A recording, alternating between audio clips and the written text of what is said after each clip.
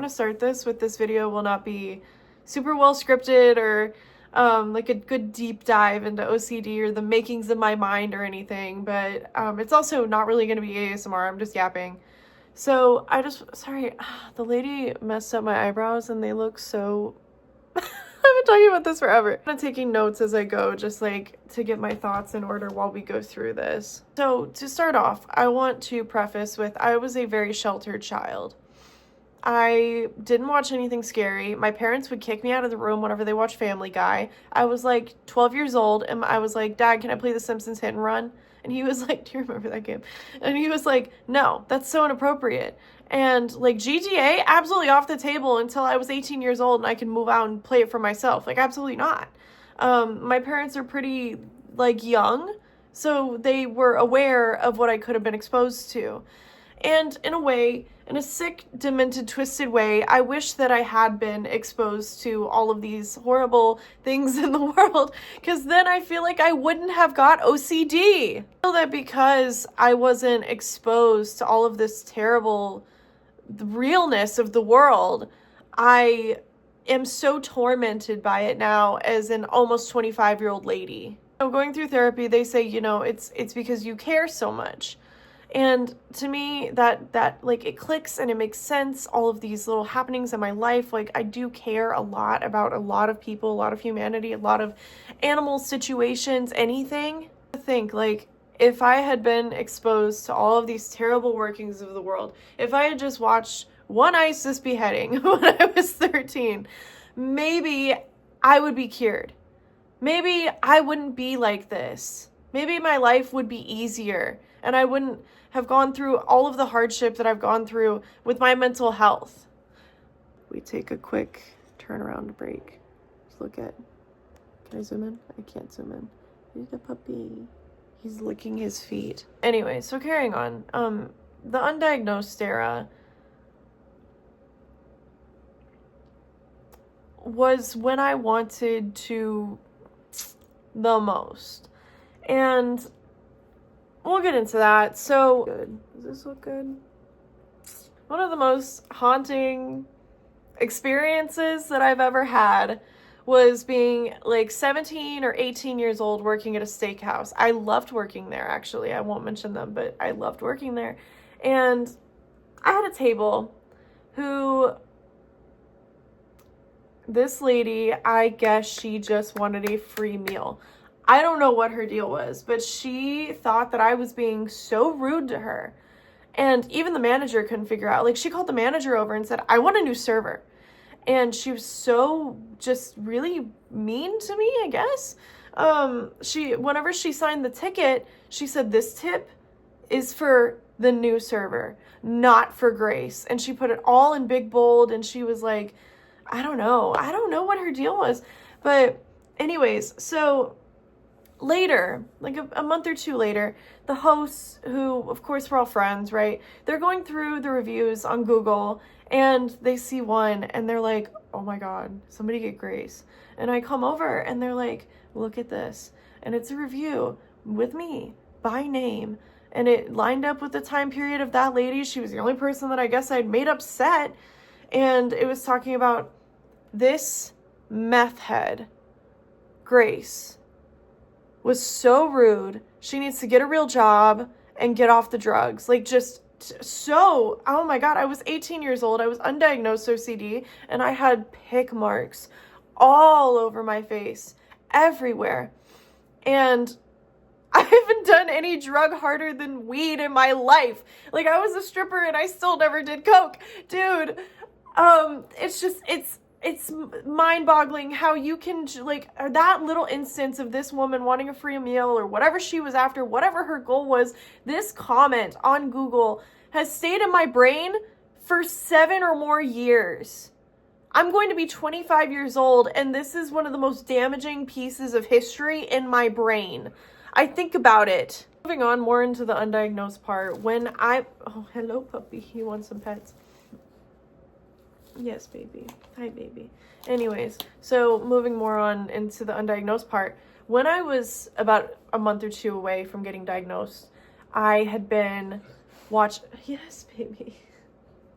I had been watching like really triggering content about like cop cams and court cams and stuff like that. And because I had never been exposed to this stuff, it brought out the OCD that I never like had known that I had. Like, sure, there were signs, of course there were signs, the skin picking and like the neatness, the little bit of neatness, you know, that comes along with it. It's not all about being neat. Of course, if you're watching this video and you're interested in OCD, you probably know that it's not just, I need my room to be clean. It's so much deeper. It's so much more painful to go through. But it got so, the onset of everything made me, all of the thoughts, all of the compulsions, I would just tell myself over and over, like, you're okay, nothing bad's gonna happen, nobody's gonna break into your house, nobody's gonna hurt your dog. Like, I would just constantly self-soothe. And I would cry and I'd be like, why am I having these terrible thoughts about violence and sexual abuse? And like, I don't understand, like, what did I do? Why am I a bad person now? Where did this come from? And I broke down. On New Year's Day, we had a night with Ivan's family, and then the next day I just lost it. I broke down and I was like, Ivan, I'm a bad person and I want to die. And, oh, hello. He gets a little shot. Sorry, very intense video, baby. So we admitted me into a hospital, but it was not like a stay for weeks hospital. It was a like go during the day partial program. And whenever I got there, I told the doctor and I was like, yo, like, why am I a bad person now? Why do I out of nowhere think of these horrible things? And he was like, oh, you have OCD. And it was the most single most relieving thing I've ever heard in my life, to be told there's a reason for this. You're not just bad.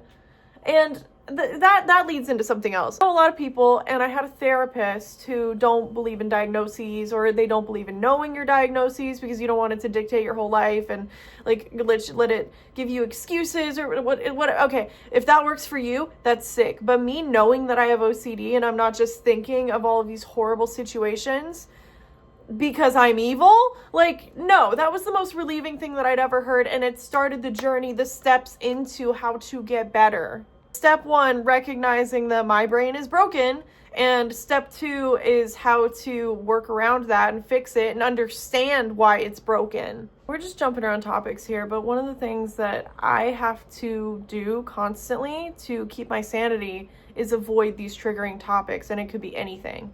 So anything sensitive in general. If it's rated TV-13, maybe. Anything TVMA, absolutely not. So I don't watch movies. I don't watch a lot of TV unless it's been like proofread by my boyfriend to let me know that it's going to be safe for me to watch. Because what is safe to my mother is not safe to me.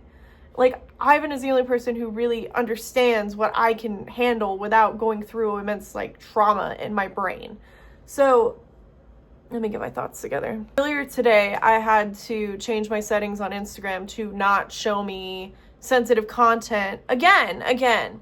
And like a few months back, I know there's a lot of propaganda with this and whatever, but you know, I had to block Donald Trump and Elon Musk and Meta and Google and all of this because suddenly, after doing that, I wasn't being shown all of this triggering content anymore.